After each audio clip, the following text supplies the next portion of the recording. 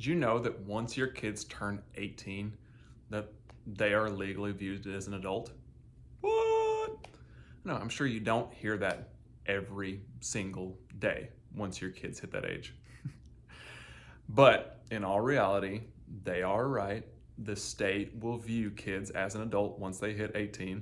And this means that even if you're paying for their tuition, their gas, car insurance, and they're still on your health insurance, you're still feeding them, doesn't really matter. The state says legally you have no authority or say so in their lives. I don't know, it's great to hear. But where this really comes into play is, say your kids are off at college, and something happens. Playing flag football, somebody breaks their arm. Most schools will have an emergency medical contact, which is great. School can call you up and say, hey, something happened to Bob. Bob broke his arm. And that's the extent of the call. At least you know what happened. But in most cases, unless you have something like a power of attorney, that's really where the communication kind of stops. Now, I will say, I'm not an attorney. This is not legal advice. Now, if you're looking to get any types of powers of attorney done, make sure you consult with your estate attorney.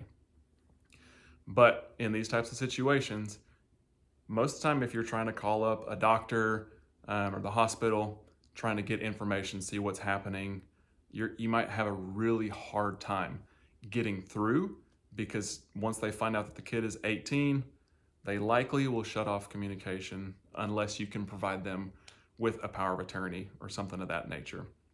Now, this means that you may not be able to help give medical direction, say that this is a treatment we want to pursue, or let them know that they might be allergic to amoxicillin or things like that. With powers of attorney, there's medical and financial. Medical means you can help make those decisions. You can try and help with a treatment plan. Say we want to pursue option A, B, or C, and give some guidance. And a financial power of attorney means you can take over the financial life should something happen. You can make sure bills get paid. You can make sure tuition gets paid. You can make sure credit cards don't come past due, things of that nature. And to take it a step further, kids are out of college and are off working on their own, and they're single, and something happens at work. Same type of deal. And maybe it's a little more serious and they end up going into a coma.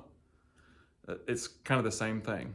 If they're off on their own, they have no spouse and have no power of attorney, it might be really difficult to get anything done through the legal channels without having that type of power of attorney.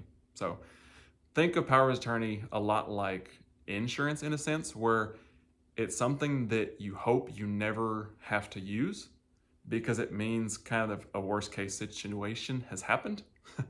But in those worst case scenarios, these are always things that are nice to have. Just make sure if you're going that route, talk with your attorney to make sure you get the documents done the right way and the way that you want them done. Y'all have a good one.